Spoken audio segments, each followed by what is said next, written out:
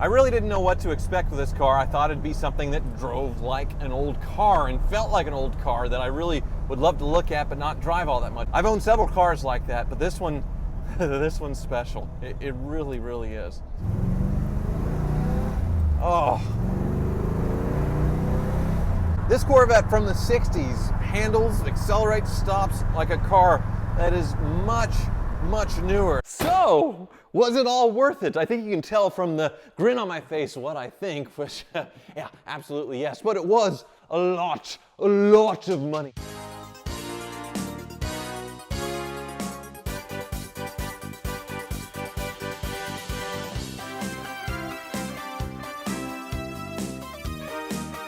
Welcome to Hoopy's Garage, the dumbest automotive channel in all of YouTube, and big updates here at the Car Wizard. I've been gone for a while shooting the next Car Trek 5, which will be dream cars, but now that I'm back, I can actually take my choice on hoopties that I want to pick up, but I think it's going to be this. But before we get into the Corvette and driving it home, hopefully not blowing up again like the last one with the old engine, I'm here with the Wizard. We'll do a tour of all the hoopties. One big surprise, Wizard, is the Maybach is back.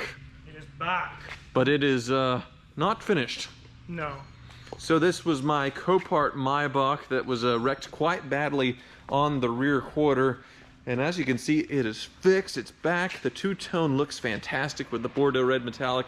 I'm gonna have to take it back to Mako though for a little weirdness here with this seal. I'm not sure about that. There's also a little primer that needs to be cleaned up here down low, but they said they would fix it. But there are some other issues that need to be sorted out as well with a car that's been wrecked. The car is actually powering off now, so the electrical system is working. I'm not sure what happened there, it just self-healed, but some things are not working, like the radio was one. It was working, and it came back from the paint shop. Now it no longer, it boots up, it tries to do its thing, and just shuts off. Yes, my suspicion is somewhere around this seat area, which was all out when the car was being worked on. They put it all back together. Maybe something got unplugged under the seat or around here, but at least there's no Wolverine scar on this thing anymore. The trunk's another thing that needs some work. It thinks it's open, so we've got to make sure it thinks it's closed. And just a few other little odds and ends, but the Hoopty Maybach lives. I know you all have been asking like I've just forgotten about it, but it just took a long time at the paint shop. But it's here, it lives, and it's sitting up, right? Yeah, it stays up now. Yes, new struts. Longer the right than struts. 4 hours. Very, very expensive struts Yes. for a Hoopty Maybach, but good progress there. Some other progress. The last video, the Countach was having quite a bad time, and the Wizard has wrapped it in a car condom and sent some stuff off, yes? Yep, we sent off the coil, the distributor, and also the ignition computer to Permatune. And they're going to upgrade the ignition module, check the coil, and check to make sure on the distributor that the advance is all working like it should. I guess it's a really common problem with these, the Magneti Marelli ignition system, also the other things, but you found some wiring that was chewed as well? Yeah, it had some rodent damage, it was chewed, some bad grounds. We got your wiper, your horn, your blower all working again. Oh, that's good, because we didn't know if the blower motor was going to be a dash out for that. So that's working? Yep. So once the ignition parts are back, then there's the air conditioning to figure out, and it's more or less ready for that Countach rally that I was saying this car was going to do, and it's been so flawless right as it just really crapped itself on me. So that's good.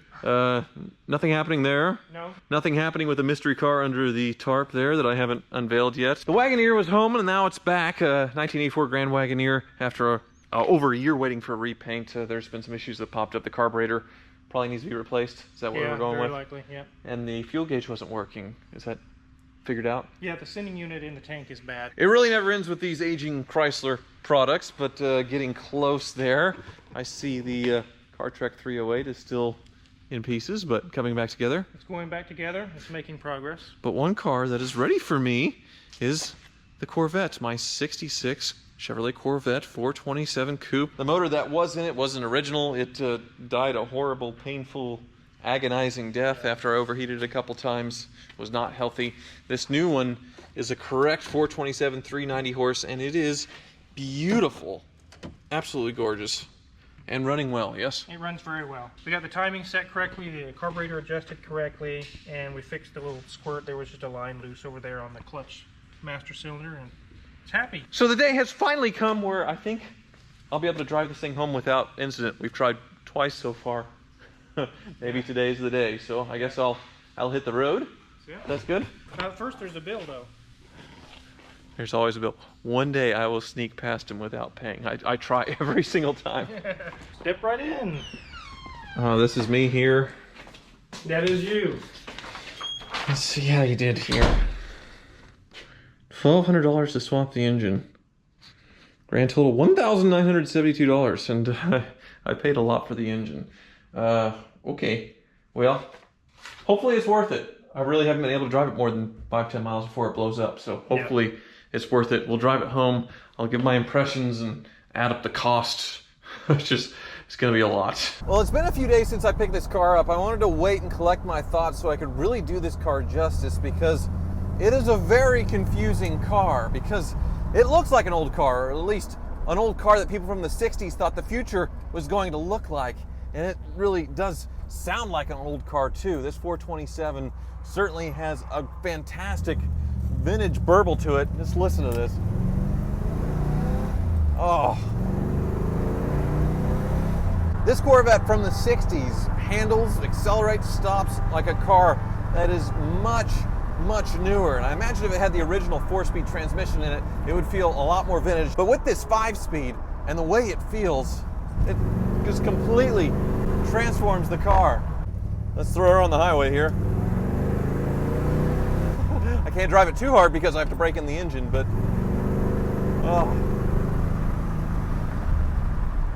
this thing is so good. It is so good.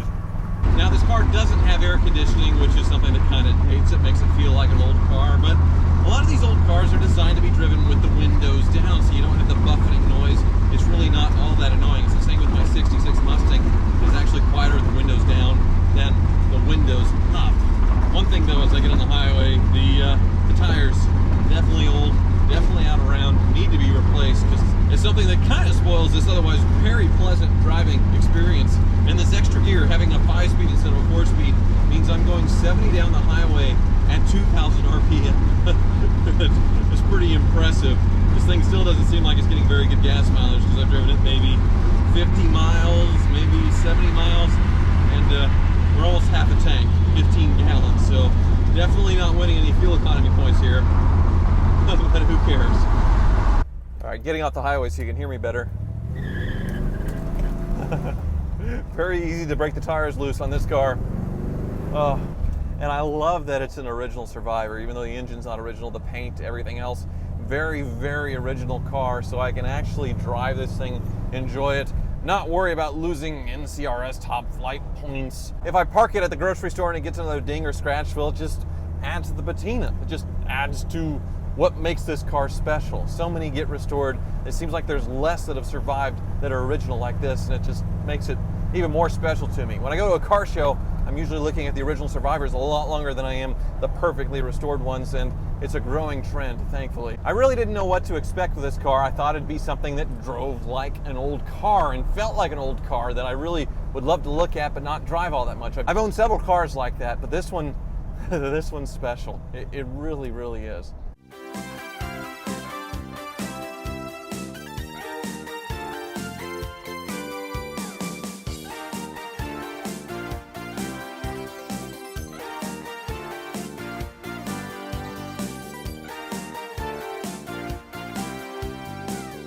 So, was it all worth it? I think you can tell from the grin on my face what I think, which, yeah, absolutely yes. But it was a lot of money. I bought this thing for $50,000. $50,000 for this, well, appreciating classic, but I didn't expect to have to put a new engine in it. That cost $8,000 for the fresh rebuilt, very correct looking engine under the hood. Another $2,000 or $3,000 at the Wizard, which brings the grand total to a little over $60,000 into this beautiful original Nassau Blue 427 Corvette. If you look at the values, I think I'm in this thing pretty well. I can imagine I could sell it for a small profit. But the driving experience of this car is so good, and it is so beautiful, and what it represents historically, it's just a perfect trifecta of good things in this car, so I think I'm going to keep cleaning it up and let it stick around for a while. There's still a few things that don't work inside the car, like the radio, the blower motor, a few other little things that don't matter. But I think I'm going to enjoy this car for a while. It's going to stay down here, not go up to the car wizards, and I'll just enjoy it until something breaks, I suppose. Thank you for watching. Well, I said I was going to wait until something breaks, and, well, something broke immediately. It looks like the brake caliper has exploded and is shooting brake fluid everywhere. So, well, back up to the wizard it goes for another pound of flesh. Lovely.